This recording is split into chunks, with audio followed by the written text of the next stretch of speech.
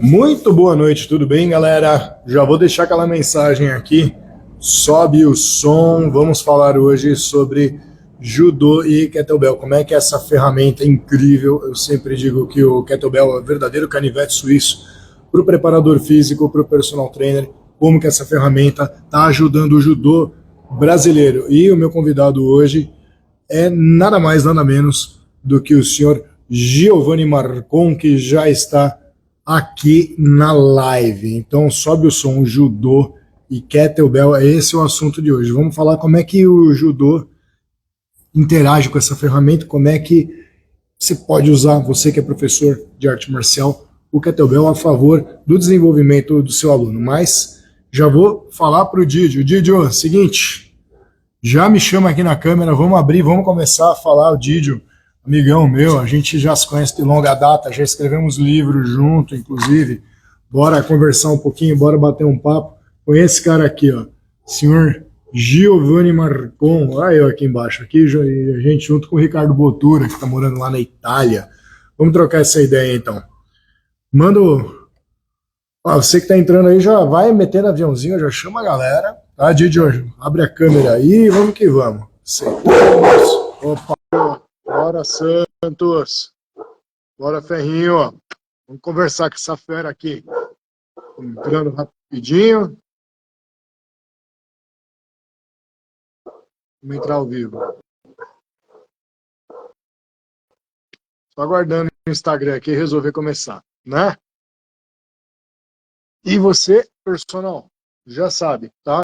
Tem pergunta, vai mandando a pergunta aí na caixinha, tá? Manda no ícone de perguntas e vamos em frente. Didio, manda a solicitação de novo aqui, que acho que tá dando algum pau aqui para você entrar. Manda outra vez aqui.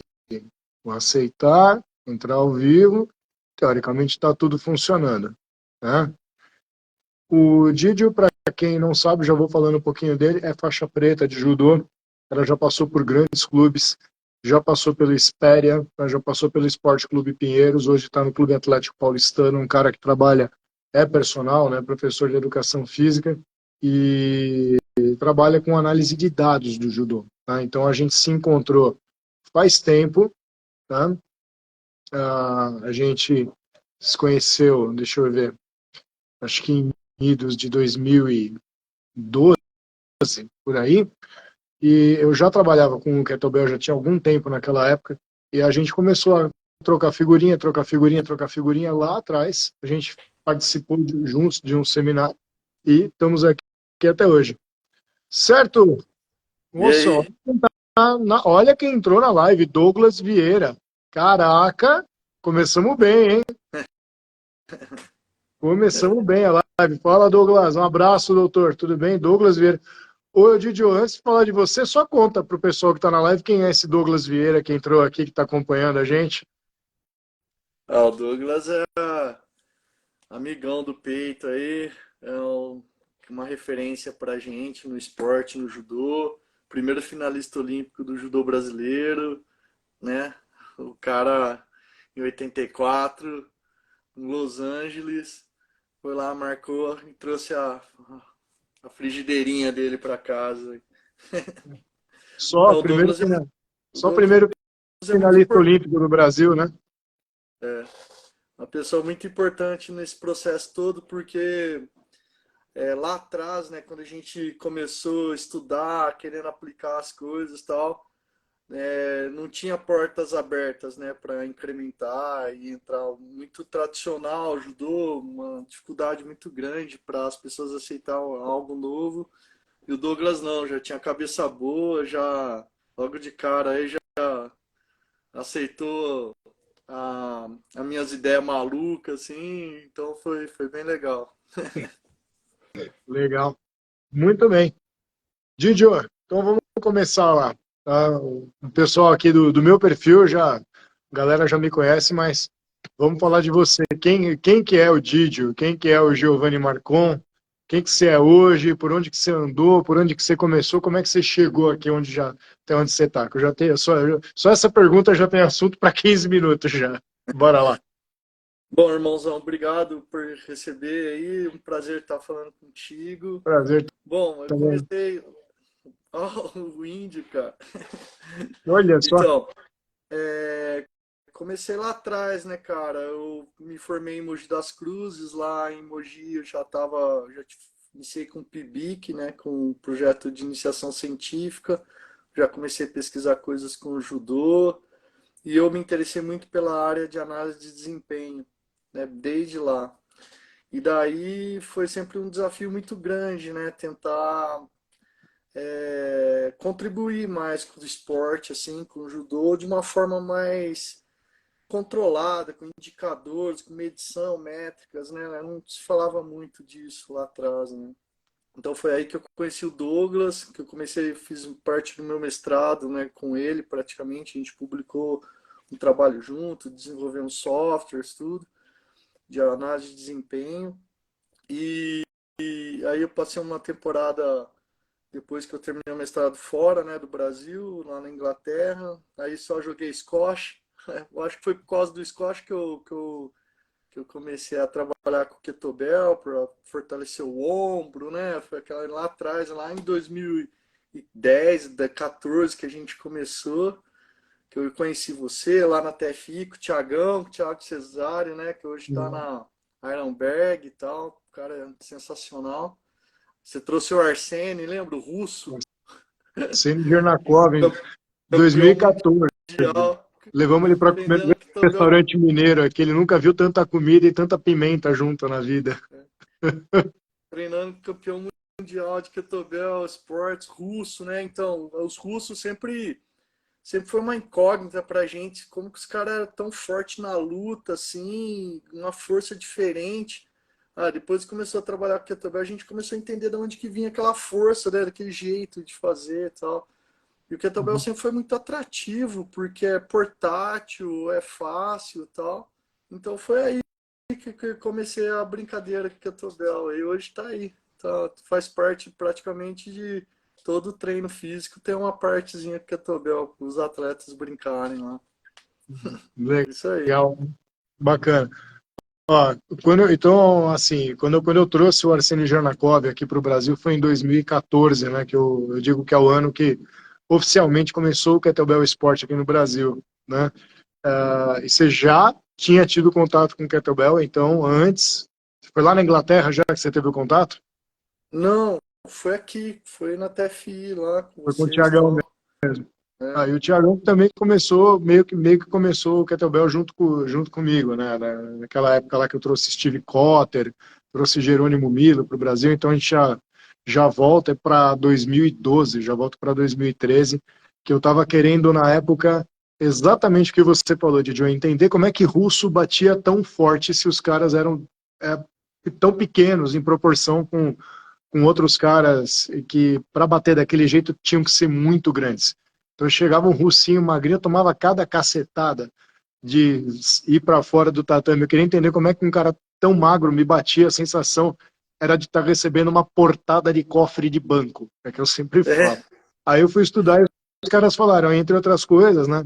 Tinha a LPO como sugestão, mas a sugestão principal era o kettlebell e eu comecei a ir atrás. A gente achava o que a turma chama de hardstyle, que é uma versão muito mais fitness, e eu fui atrás de buscar referência. Então achei alguns russos, era muito difícil conversar com a galera na época, isso ainda em 2008, 2009. Acabei achando o Steve Cotter, o Jerônimo Milo, através deles cheguei até o Arsênio Jernakov, foram quase 6 anos de caminhada até chegar no Kettlebell Sport, que virou minha paixão, né? Então eu também entrei no Kettlebell para tentar bater mais forte e eu me apaixonei tanto e que meu braço ficou muito mais pesado, só que eu praticamente parei com arte marcial. Então, meus mestres continuam até hoje, o Gafa e tudo mais. E eu montei um centro de treinamento todo baseado em kettlebell. Aliás, tem competição aqui, tem campeonato regional sábado e domingo. Se você estiver por aqui, está convidado a vir. Tá vindo gente. Valeu. Inclusive, vai ter um russo, Alexandre Kostov, vai estar aqui com a gente. Um cara 11 vezes campeão mundial, se eu não estou enganado, vai estar aqui com a gente no final de semana. É legal para ver o movimento do cara, né? Mas diz uma coisa aí, Didio, tá? Então, assim, você pegou o kettlebell na mão, você começou a entender o que o pessoal estava fazendo na Rússia para ter essa força diferente. A gente sabe que o judô russo é muito forte também, né? O russo, o cazaquestanês, né? São os caras que sempre você ouve falar o nome, vê a bandeira dos caras, assim, dá uma tremida, né? Pelo menos na plateia. Mas fora o que você via de possibilidade, o que você começou a ver de errado que poderia ter no treinamento do judô do jeito que a gente estava fazendo, que talvez a gente estivesse perdendo o resultado aqui no Brasil? Bom, como eu sou do judô mesmo, né? Eu tenho a parte técnica também e tal. Eu sempre entendi a preparação física como uma área de suporte, tá? Uma área de suporte para a preparação dos atletas. Então, a ênfase é sempre o trabalho específico, né? Que é o tatame, né? Tudo. Então, e a gente vai estudando, né? Fez mestrado, fisiologia, tal. A gente entende que o corpo ele melhora. Você dá treino para ele melhora, tal. Então, uma coisa que sempre me instigou muito e que me forma como profissional é a atenção com lesão, né? Então, assim, eu tenho muita preocupação em não lesionar meus atletas. Então, melhorar sempre, mas sem reduzir o máximo o índice de lesão, tá? Legal. Então, você tem grupos muito heterogêneos, né? Você recebe atletas em formações diferentes, né? De regiões diferentes, tal. Então, assim, o kettlebell ele é muito versátil nessa situação. Você favorece você treinar com cargas mais específicas para cada atleta. Você tem como trabalhar unilateralidade, com membro direito separado do esquerdo. Você tem uma condição de você trabalhar diferentes eixos, diferentes planos. Então, quando o Inti, que está aí na nossa live, é um prazer ter ele aí, foi um Grande ano. precursor do LPO no judô, cara. Esse cara é fenômeno. E o LPO, muita gente trouxe o LPO para o treinamento, mas às vezes, sabe, de uma forma, vamos dizer assim, negligente com a questão técnica, né, com a exigência que a atividade proporciona. E isso é muito perigoso, né? Às vezes as pessoas colocam muita carga e tal. Isso pode aumentar a incidência de lesão. Então, o kettlebell, ele é o fundamento para o LPO, né? E assim, de novo, eu não vejo se eu consigo atender minha exigência, minha demanda de preparação com kettlebell, por que que eu vou explorar isso com uma exigência de técnica maior, com maior dificuldade, sem, de repente, intensidade? Então, quando eu estava no Pinheiros, os atletas lá tinham uma carga de treinamento muito maior do que eu tenho hoje no Paulistano, por exemplo, que a gente está aumentando a carga aos poucos. Uhum. Então, não posso transferir o mesmo treino que eu dava lá para o outro clube, né? Então, assim, então tudo isso é uma questão vantajosa. E outra, o Kettlebell Sport, ele é magnífico no sentido que ele tem algumas premissas que favorecem muito a integração da preparação para o judô. Por exemplo, as peças são todas do mesmo tamanho, independente do peso da peça. Então, ou seja, se eu ensino a técnica para o atleta, ele consegue trafegar entre diferentes pesos sem dificuldade nenhuma, que é diferente dos outros kettlebells, das outras linhas de trabalho, que tem variação de tamanho. Então, isso, e para o judô, a pegada é muito importante, né? A posição do dedo, a pegada com a ponta dos dedos. É assim que a gente faz no kimono também, para ter mobilidade de punho e tal. Então, assim, isso é outra coisa que o kettlebell ajuda bastante. Outra coisa que ajuda bastante, que a gente sabe que todas as adaptações de condicionamento, elas passam por uma adaptação biomotora. Então você tem que excitar o organismo para promover melhora, metabolicamente mesmo. E o Uhum. kettlebell, ele proporciona isso. Você pode ter uma atividade anaeróbia lática muito forte com ele. Você exige muito da respiração, coisa que é muito importante na luta também. Aprender a respirar fazendo esforço, aprender a ter coordenação da força. Então, tudo isso é muito acaba sendo, né, muito satisfatório essa adaptação para a modalidade, entendeu? Legal. Outra coisa, o kettlebell, os movimentos são circulares, né? Não tem aresta, né? Você sai de um movimento, entra no outro. Isso também é muito importante para a luta. Então, assim, essa transferência, ela permeia muito, muito, muito perto das exigências que a modalidade tem. Então, pô, fui seduzido pelo kettlebell facilmente, diante dessas características, entendeu? Bacana. Então, é bacana ouvir você falando, porque a gente vê bem essa congruência que tem da arte marcial, né, de judô especificamente, com o kettlebell.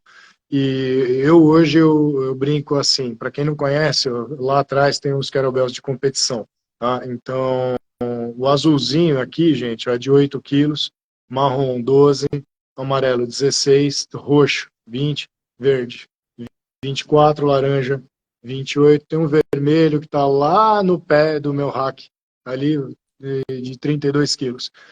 Esse daqui é um protótipo que eu fiz, é de alumínio, é 4,5 kg. Ó, todos eles têm o mesmo tamanho. Isso aqui é o de competição, a gente chama de Pro Grade, tá? É grau profissional, ou nível profissional.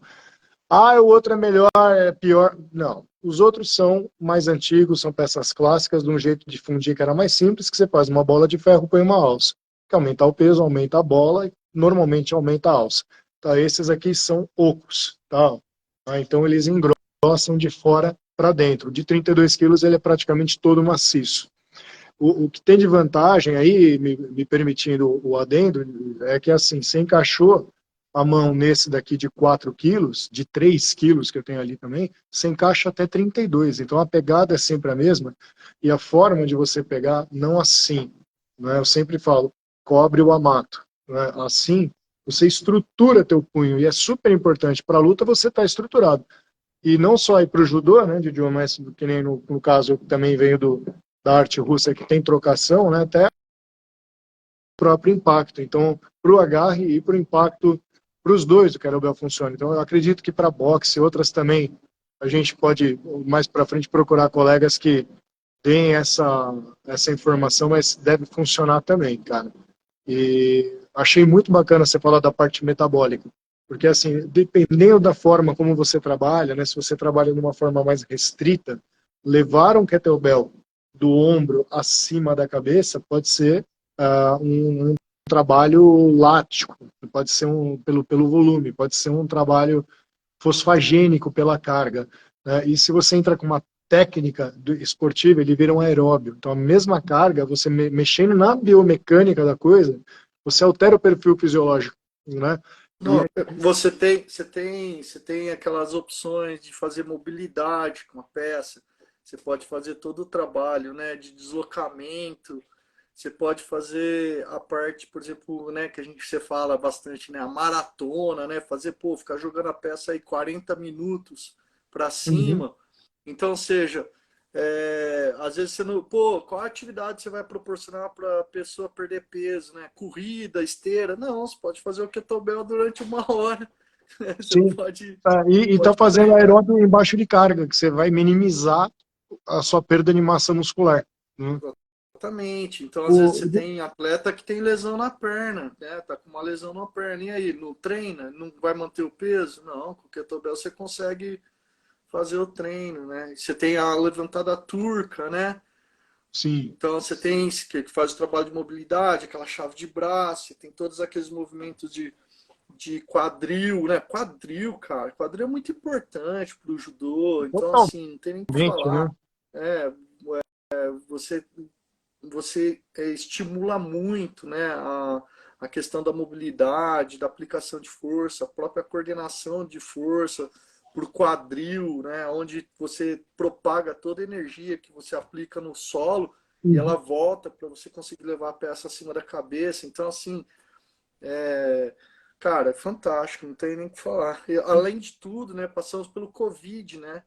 E durante o Covid, você ter peça em casa, você poderia treinar, você tem uma academia, né? Em casa, você tendo o kettlebell para treinar.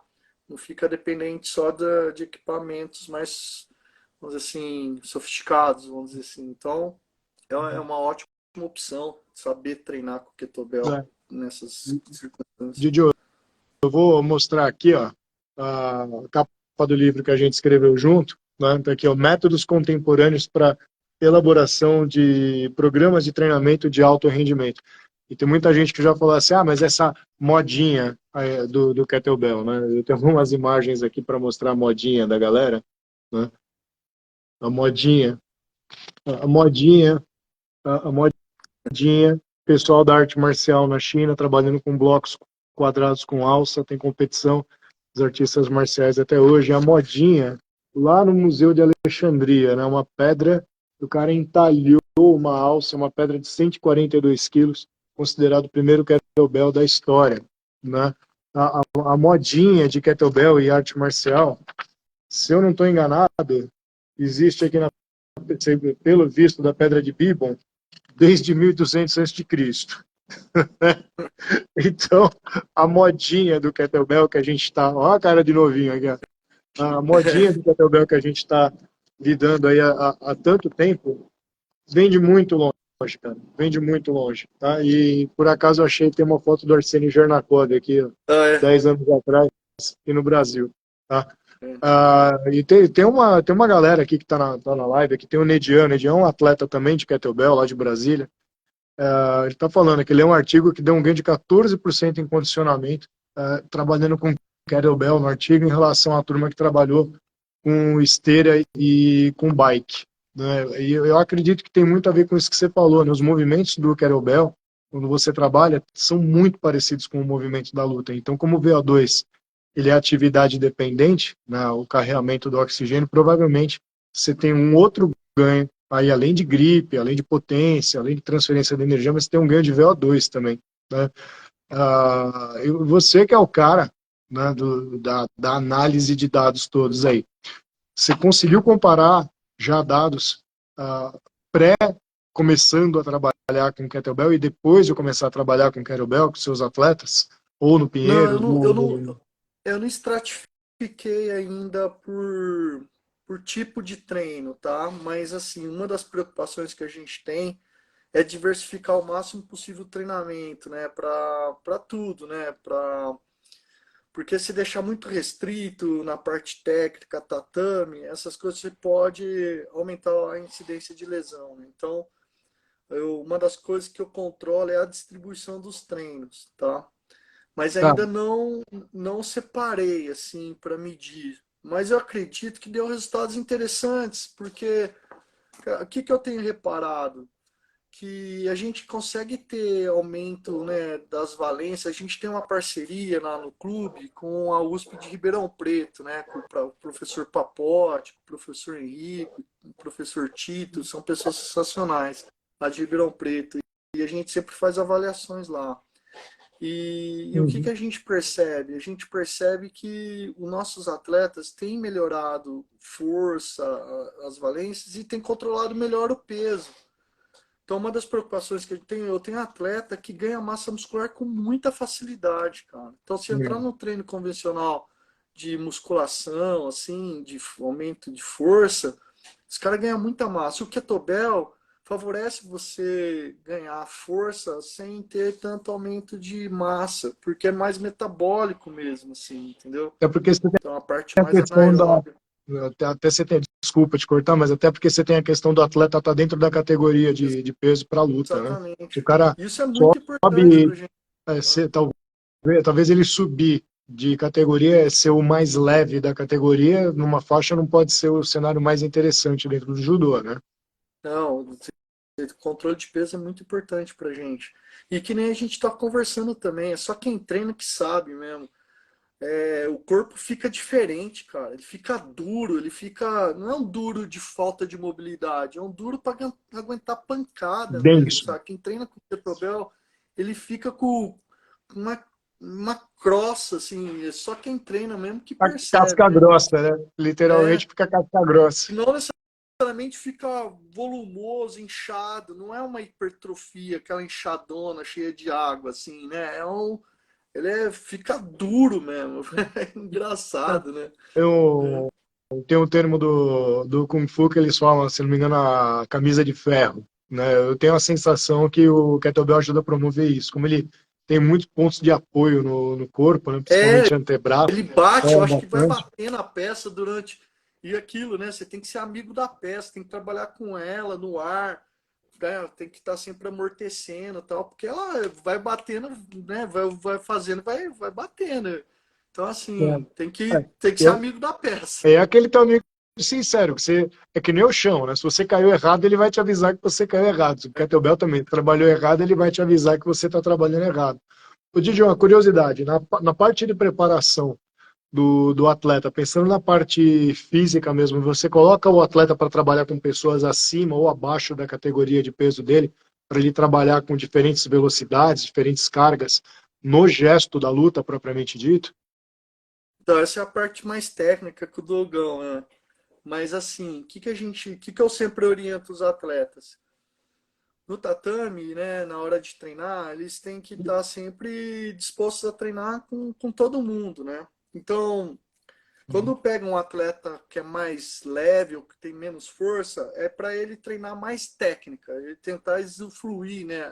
Tentar absorver mais o momento técnico ali para ter o melhor aproveitamento do treino ali no randori, né? Que a gente fala que é a luta, né? Legal. Agora, quando ele está lutando com alguém mais forte, né? E aí ele tem que se virar lá, né? E tal. Então, assim, a gente também tem um hábito agora, né, de treinar também como o quê, né? Então a gente tem o Tori e o quê. O que é quem dá treino pro Tori, né? Hum. Então isso era muito negligenciado também, né? O papel do que no treino, né? Não, o que tem um papel importante. Então ele tem às vezes que simular o jeito do adversário que você está propondo no treino para ele melhorar diante daquela circunstância. Diferentes níveis de resistência ele aplica durante o treino para o treino evoluir melhor. Então, no nível um ele quase não aplica resistência, né? E fica suscetível às ações do Tori. No nível 2 ele só faz as dificuldades de pegada, impede pegada, quebra pegada, neutraliza pegada, mas aí o Tori tem que enfrentar isso, derrubar. No nível 3 aí ele já pode contragolpear, então ele tem uma participação mais ativa, né? Então ele não ataca, mas ele pode contragolpear.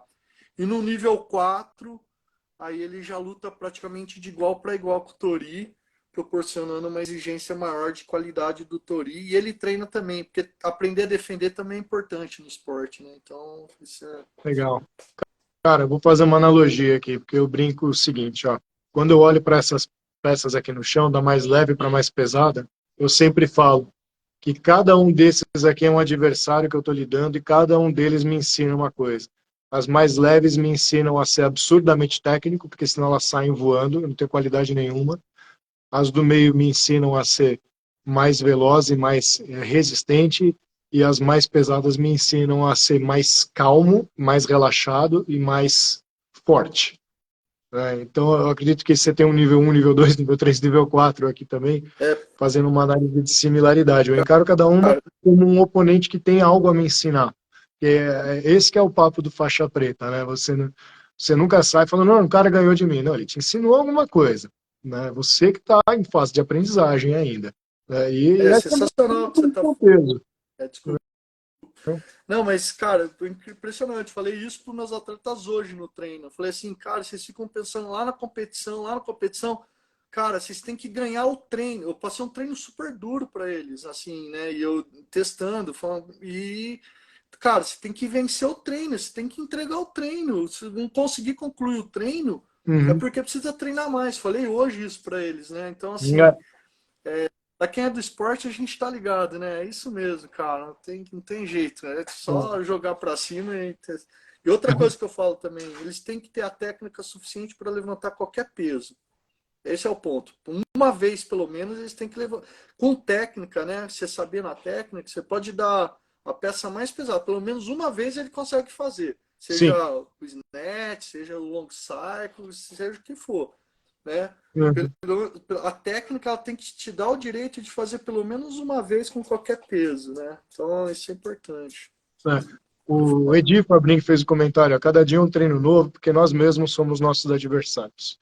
O Edi, ele bateu com 43 anos de idade na Polônia, ano passado, bateu um recorde mundial, primeiro mundial dele, ele é lá de Juí, no Rio Grande do Sul, E é um irmãozão também, é o meu mentorado também, e tudo mais. Que legal, E parabéns. é muito legal, porque você escuta o pessoal do Kettlebell Sport conversando, o pessoal do Judô conversando, parece que você está falando com o espelho. É, A primeira vez que eu vi isso foi o Arsênio Jornakov conversando com o meu mestre, o Gafo. E o russo virou e falou: It seems like I'm talking to myself. Eu falei, parece que eu estou falando comigo mesmo. De tanto que tem a ver a questão do respeito pelo peso, pelo adversário, das posturas, da respiração, de você encontrar ação, encontrar respiração e encontrar conforto dentro do desconfortável, na questão de você ficar exatamente. calmo, ficar relaxado, saber a hora certa de entrar com o movimento, de entrar com a força, de entrar com a potência, de você separar o pânico da sua resiliência, né? Então, você se adaptar à forma de trabalho. Como às vezes você tem que se adaptar para um kettlebell de outro fabricante que você não está acostumado, que o ponto de apoio dele é um pouco diferente. Mudam 2, 3 milímetros no teu punho, para meia hora de trabalho com 32 quilos, mudou absurdamente. É que nem você pegar acho que talvez uma lona de kimono com uma trança um pouco diferente que você não está habituado a pegar, né? Vai raspar diferente, O né? samurai começa a ser formado pelo espírito, né, cara? Então, assim, se você, cara, que a peça ela não tem que ir pro chão, você não pode pôr ela no chão, você não pode descansar ela no chão, você está fortalecendo, antes de tudo, o seu espírito, né, cara? Sua condição de vencedor, né?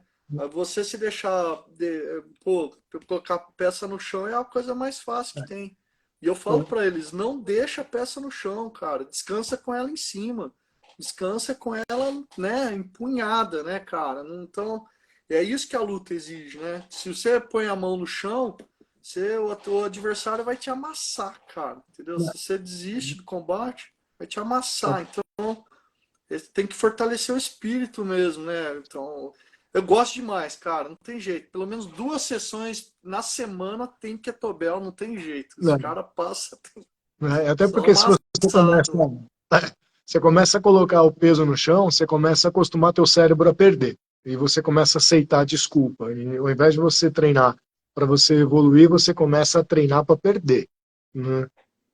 Então é isso, né? Então acontece o que acontecer, dá um jeito de conversar com o kettlebell e não coloca ele no chão, né? E já que a gente está falando de superar dificuldades, eu queria saber o que que você encontrou de dificuldade para começar a implantar esse trabalho com kettlebell, sabendo que a gente vem numa linha de trabalho, de treinamento, não só no judô, mas em qualquer esporte no Brasil, muito focado em musculação, muito focada, às vezes, no LPO, mas com essa base muito de máquina e tudo mais. Que conflitos que você encontrou? A gente já sabe que o Douglas é um cara de cabeça aberta, mas não é só o Douglas que existe no mundo. Agora eu quero destilar um pouco de veneno. A gente, eu acho que a forma que a gente é educado já, né, na escola, né? Então as pessoas são muito fechadas, muito quadradas, né? E por incrível que pareça, a pós-graduação nossa, eu sinto ela muito limitada. Então as pessoas têm muito receio de iniciar algo novo, outros paradigmas, né? Outras formas de ver. E parece que as pessoas que passam por uma ciência, um mestrado, ficam mais engessados ainda e mais dependentes ainda de evidências que, dependendo da produção científica, demoram muito tempo para se materializar no dia a dia. E a gente que está no esporte de alto rendimento não pode ter essa morosidade. O Quando bloqueio eu do acho que uma das especialista, né? eu acho que, por exemplo, eu fiz um mestrado, eu não fiz para seguir a carreira acadêmica. Eu fiz exatamente para ter uma independência acadêmica. Então, eu tenho capacidade hoje para fazer um experimento e, né, para verificar se a metodologia que eu estou fazendo funciona ou não. Eu, independente se eu não quero publicar isso, eu quero só diminuir o risco e ter certeza que eu estou fazendo uma coisa direito. Então, eu consigo separar grupo, eu consigo investigar uma situação, e isso às vezes é ruim, porque eu preciso vencer uma resistência de pessoas que estão engessadas nesse sentido de não, isso ninguém provou ainda, não tem nenhuma evidência, não vai fazer, sabe? Então, Passei essa, muito esse, por isso, né? essa algema é muito ruim, né? Então, eu tento sempre estar à frente, buscando, lendo, para justificar minhas ideias, meu pensamento, para que eu não tenha nenhum tipo de resistência em investigar, trazer coisa nova e aplicar, entendeu? Aplicar, lógico, dentro de um conceito resguardado de perigo, de cuidado máximo, mas Uhum. assim, o que a gente pode fazer hoje de novo pode ser o suficiente para passar uma equipe que está treinando para ganhar da gente, entendeu? Então, Uhum. é isso que eu acho que o conhecimento ele tem que favorecer essa independência e não uma muleta para você ser lento esperando que os outros quando a hora que chegou o paper na tua mão, cara, tem países que já tá aplicando isso há muito tempo e você não sabia, entendeu? Então Eu tenho uma história do Arsênio Jernakov, que a gente já citou várias vezes aqui na live, e quando ele esteve aqui no Brasil em 2014, 10 anos atrás, eu falei com ele: Arsênio, você não tem o Arsênio é engenheiro naval, né? Ele tem um pós-doutorado em armas antissubmarinas, ele trabalhava embarcado na Marinha Russa, né? E ele falou que ele começou a treinar o Kettlebell Sport embarcado nos submarinos. Ele desenhou o submarino, o nuclear russo, todo esquema nos guardanapos para a gente numa sentada no almoço ali, incrível. E eu perguntei para ele, falei: Arsênio, você não tem nenhum livro escrito? Ele falou: não, eu estou escrevendo um livro sobre integrais duplas para provar uma teoria. Eu falei: não, eu não tô falando de matemática, eu tô falando de livro de Kettlebell mesmo, né? Isso em 2014. Ele virou para mim e falou: mas para que eu vou escrever um livro de Kettlebell? Ah, não, para você ter o reconhecimento da comunidade acadêmica, né? Ah, ó, Fred, tudo bem? Ó, pera aí. cara, eu te peço, Tudo fala bem, oi, Fred? tio. Oi, Tudo jóia? Fred. Tá acordado ainda, meu? Maria Luísa já capotou faz tempo. Papai, E, papai. e a resposta do Arsênio Peraí, só um Jernakov, pouquinho. tranquilo, eu vou contando aqui pra galera. Quando eu perguntei para o Arsênio Jernakov se ele não tinha nenhum livro sobre Kettlebell, e ele falou o seguinte: olha, o que escreveram sobre Kettlebell, escreveram nos anos 60 e tá certo. Tem um livro do Falameyev, de 1967, eu tenho esse livro em PDF. E aquilo tá certo. Eu falei: tá, mas você não pensa você em escrever um livro? Ele falou: pra quê? Aquele lá de 1967 tá certo. Eu falei: tá, mas você é pentacampeão mundial, você podia escrever um livro. Ele falou: mas por que eu vou escrever um livro? Eu falei: para ter reconhecimento da comunidade internacional. Eu falei: cara, eu já sou reconhecido pela comunidade do Kettlebell, todo mundo no mundo sabe que eu ganhei 5 mundiais. Eu falei: não, mas a comunidade acadêmica. Ele virou para mim e falou o seguinte, e isso mudou muito minha cabeça. Eu, na época, no mestrado e tal, né, pensando já no doutorado, ele me solta o seguinte, falou: se eu escrever um livro, eu vou levantar mais peso? Aí eu falei: não. Ele falou: se você aqui no Brasil escrever um livro sobre futebol, você vai fazer mais gol? Não. Falei: então deixa eu continuar treinando e levantando peso. Se você quiser, você escreve o livro sobre o Kettlebell, que eu estou vendo que para você é importante você ter reconhecimento dessa tal comunidade científica. Aí eu vou lá e faço prefácio para você e falo assim: o que o Cláudio escreveu está certo, igual o livro de 1967, beleza? Enquanto isso, os caras estão ganhando o campeonato, porque os caras não têm medo de testar.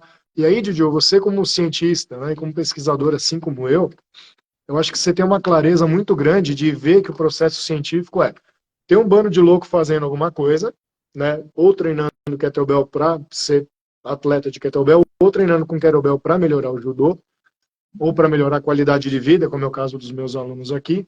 Aí algumas pessoas veem esse fenômeno, observam, tentam descrever, parametrizar, tirar algumas considerações para então reproduzir. Isso é processo científico, tá?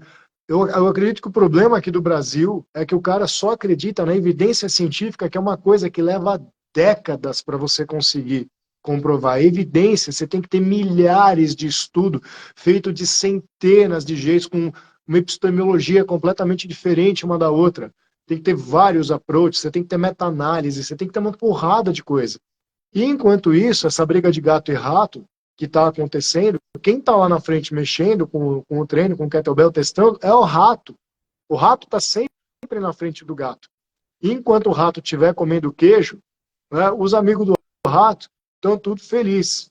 Né? É. Não, mas E eu assim, acho que eu vou até um pouquinho assim, a própria comunidade científica passa por um momento.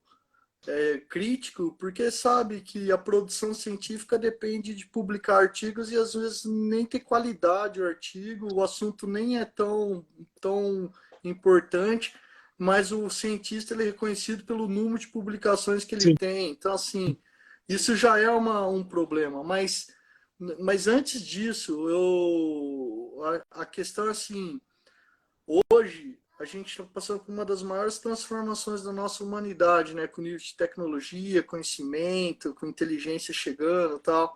Então, muitas coisas vão por água abaixo, cara. Vão ter novos conceitos, vão ter novos fundamentos. Então, assim, se a gente não pode estar pegado achando, a gente tem que mudar o nosso jeito de viver, está claro, né? A gente tem que estar pronto para transformações atrás de transformações. sim, E a concordo. capacidade de adaptação é uma coisa que sempre foi um diferencial do ser humano. E a gente precisa ter isso para o conhecimento, precisa ter isso para a experimentação, precisa ter isso para entender as coisas que estão transformando. Então, assim, é uma pena que tem pessoas que são resistentes, né, à questão de uma modalidade tão importante que, né, que já é uma modalidade esportiva, né? Então tem regra, tem competição, tem como medir, né?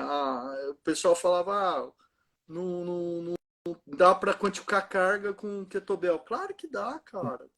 Você tem toda a carga interna, a frequência cardíaca, você tem tudo quanto você tem com outra atividade, você tem número de repetições, você sabe a carga, você tem como acompanhar o desenho da mecânica. Então, ou seja, tá tudo aí evidente, não tem por que criar resistência para isso, né? E é que faz. É uma pena quem não estiver usando, uma ferramenta formidável para trabalho, versátil, pouco espaço, consegue fazer bastante coisa. É uma pena, né? É ótimo. Mas eu já vi bastante resistência, né? Inclusive, eu já convidei algumas pessoas que falaram para mim: você está falando de kettlebell, mas kettlebell não tem referência científica. Eu falo assim: em compensação, você tem o Mar Azul, tem tudo para estudar sobre kettlebell. Vem estudar junto comigo? Não, não, não, não tenho tempo.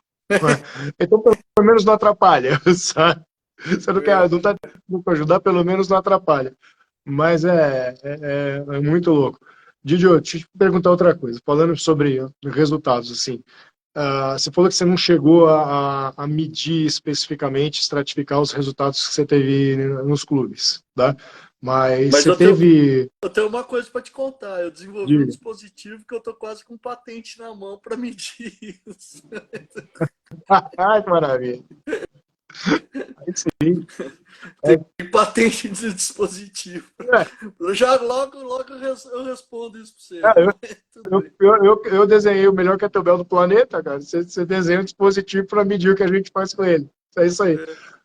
Mas deixa eu te perguntar uma coisa em relação ao que você consegue medir de forma subjetiva. Então, a gente falar de PSE, né, escala de Borg adaptada, percepção subjetiva de esforço, né, eu acredito que você deva utilizar isso para você ver a questão de quebra de monotonia nas médias das semanas anteriores de treino. Fica mais fácil de você quebrar a monotonia, fica mais fácil de você conseguir fazer essa alteração de trabalho de cargas metabólicas utilizando o kettlebell do que só fazer o clássico da sala de musculação.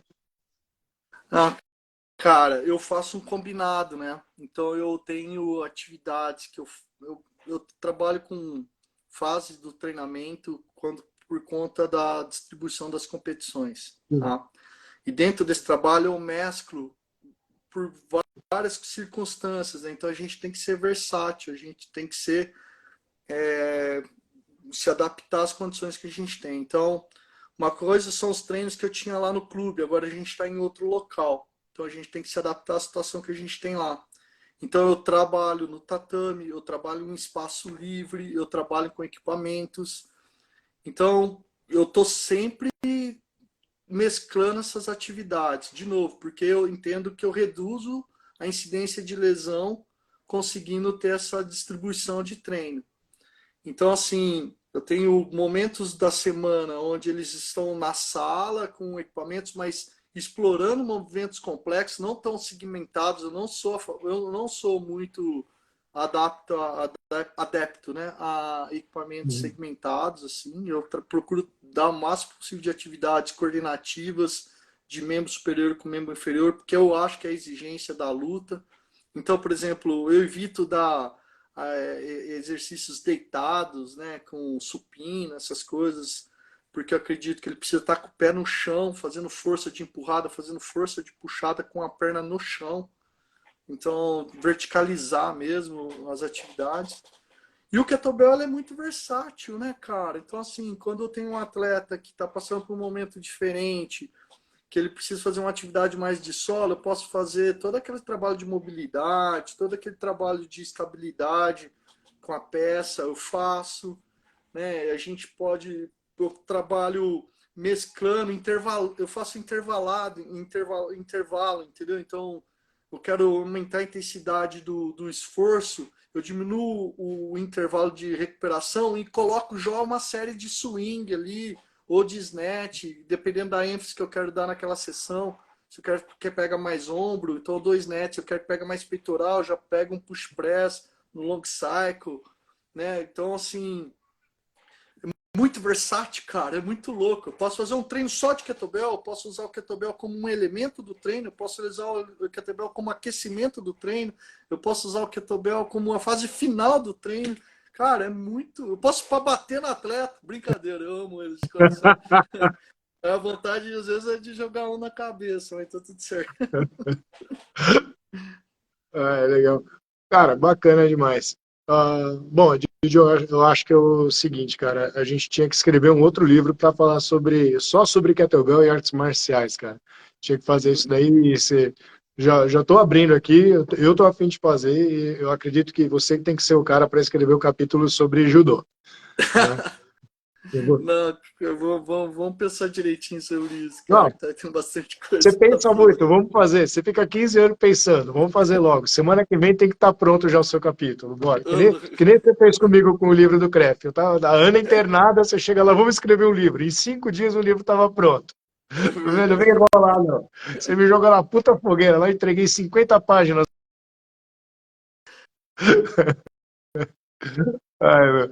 Esse é o Didio, gente. Só que eu queria ver quantos downloads foram feitos do livro. Será que o CREF informa a gente? Eu vou dar uma Queria perguntada saber. vou perguntar pro Panzetti lá, que eu acredito que ele está na comissão científica. Lá vou perguntar para ele se ele tem esse dado. E me diz uma coisa, irmãozão, esse trabalho todo que você faz, que engloba um monte de coisa que você analisa. Você analisa perfil social da pessoa, você analisa a presença do, O do atleta, Douglas, se ele está indo. o Douglas faz uma pesquisa. Cara, a gente faz um trabalho muito legal, muito legal. O Douglas faz um trabalho de entender da onde que o atleta vem, né? Essa assistência social, assim, sabe? Isso é bem legal, cara. Desculpa te cortar. Não, não, Você tranquilo. tá- Mas você já me mostrou alguns, não, aliás, quinqualhões de controles ali que você aplica várias facetas, né? Então, ó, a parte social, financeiro, presença do atleta, o psicológico dele, como é que está a questão da família, como é que está a questão de relacionamento. Você mostrou um cubo de análise, né, tridimensional para posicionamento de como é que está a cabeça do atleta, como é que está o físico do atleta, como é que está o social, como é que está uma série de aspectos e fazendo algumas relações com o rendimento que ele está entregando, né? Você acredita que esse trabalho dá para você expandir para mais lugares, dá para expandir para outras modalidades também, ou ainda está muito embrionário para pensar isso? Não, na verdade, é uma coisa que a gente tem como desafio é simplificar esse volume de todos de dados, tá? Mas Tá, assim, tudo passa por um desfecho que serve para qualquer modalidade, que é o seguinte: o atleta ele tem dois tipos de entrega, tá? Ele tem a entrega de empenho, que é todos os indicadores de controle de preparação desse atleta, tá? Então, presença, curvas, né? As curvas de controle de carga, tanto interna como externa, tem tudo isso vai canalizar no indicador, que é empenho, tá? E os tá, resultados em competições vão todos canalizar em um indicador só, que é o resultado de desempenho, tá? E tudo isso tem um custo, tem um investimento, tá? Então, com custos fixos, variados, compra de equipamentos, tudo isso você pode quantificar em custo, tá? Investimento. Então, ou seja, de trás para frente, tá? Acaba nesses 3 indicadores. E aí, conforme você vai mergulhando em cada um, você vai abrindo essa árvore e vai entendendo de onde que vem. Então, hoje, com inteligência artificial, com modelagem de inteligência, dá para deixar isso muito mais sofisticado, que é o que eu estou estudando no meu doutorado agora, né? Então, assim, você consegue ter um nível de investigação muito rápido, muito bom, muito criterioso, e isso acaba que achando, né, o ponto, isso acaba sendo adaptável para outras modalidades, sim. Isso é tranquilo de Ah, pensar. legal. Você falou de um ponto agora, só para a gente fechar o papo aqui, você falou de inteligência artificial, que é uma coisa que eu tenho pesquisado e usado bastante também. Ah, eu acredito que é o seguinte, né? O pessoal tem muito personal que eu escuto aí no mercado fala que vai perder o emprego para a inteligência artificial. E eu acredito que a inteligência artificial vai facilitar o trabalho de quem já é bom.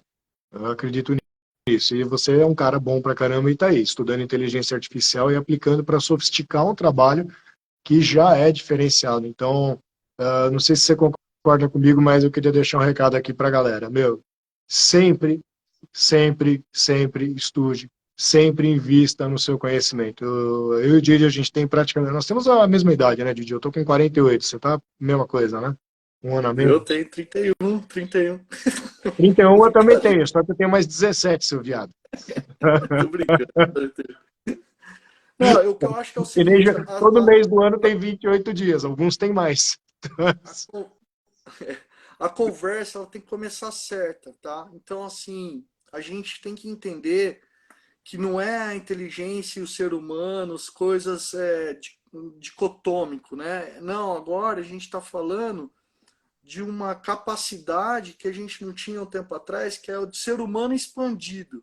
Né? Então, você tá com o celular na mão, você já está expandido, né? Você já expandiu para a tecnologia. E aí a inteligência está dentro desse celular, está na tela do computador na sua frente. Então, assim, você pode ser primitivo, né? Não levar tecnologia nenhuma e fazer um churrasco ali no sítio, e ali você está limitado às condições humanas totalmente e usufruir disso, das experiências emocionais, sensoriais, ok. Mas assim, se você está dentro de um universo onde você tem uma produção e existem ferramentas que fazem parte do seu dia a dia, onde você é como se vestisse uma luva ou como se usasse um óculos para expandir sua visão, não tem como você pensar é, vai roubar o trabalho. Não, vai expandir tua capacidade de trabalho. Ah, mas vai passar a gente. Não, não vai passar a gente, né? Não tem como. Aliás, se não fizer nada é pior. Então vai estudar para ver como que você freia a máquina, entendeu? Então assim, você tem que não dá para deixar para os outros resolver isso para você, né? Então assim, eu penso assim, né? É fogo, né? É jeito da gente encarar a vida, né, irmão? Então,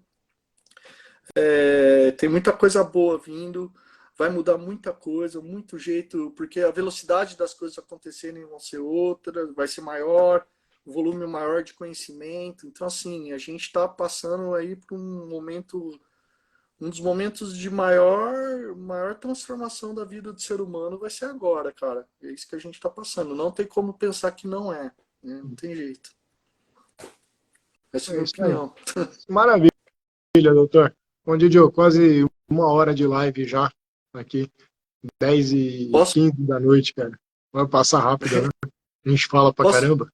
é, queria fazer um agradecimento aí, pode? Pode, por favor, claro. Eu queria agradecer aí de coração aí meus atletas que todo dia lá tá lá aguentando. Vocês sabem que eu não sou muito de Instagram, dessas coisas, e eu pedi para eles, eles falam, pô, eles me marcam nas coisas, eu nem respondo. E aí pedi para eles, então amo eles de paixão, assim, sem eles a gente não estaria falando nada aqui. O clube, É, né, que a gente trabalha. nosso patrocinador, o Jorjão, coração Que é a mesmo, mania. o Dogão e a nossa comissão técnica lá. Fora os convidados aí, meus amigos, o Índio, o Kleber, né? Todo mundo que tava aí. Poxa, obrigado aí de coração. A gente vai se falando aí. Obrigado pelo espaço aí, irmãozão. Você é Ah, fera. maravilha. Também queria, meu, primeiro agradecer pelo teu tempo, pelo papo, é sempre um- uma, uma elevação no nível intelectual do Instagram quando você entra, cara, e quando você vem aqui em casa também. Né? Também Ah, é sempre obrigado, irmãozão. é bem bacana. Valeu. Índio, década que eu não te vejo. A última vez que conversei com o Índio, a gente estava tentando armar de fazer uma São Silvestre com o pessoal correndo com a tora em cima do ombro aqui, ó. Aquelas coisas. Né? Pequenos problemas de segurança no rolo. Né? No rolo, com a organização da São Silvestre. Nedian, meu amigão de Brasília, também tempo que eu não te vejo, mais um careca barbudo, né? O Edi, também campeão mundial, também galera que está na mentoria comigo. Total Health, ali, a Ivone Maia, também 57 anos de idade, atleta master da seleção brasileira. Em breve a gente se encontra, que tem sul-americano, lá em Brasília, terra do Nedian também, a gente vai estar lá 15, 16, 17 de novembro.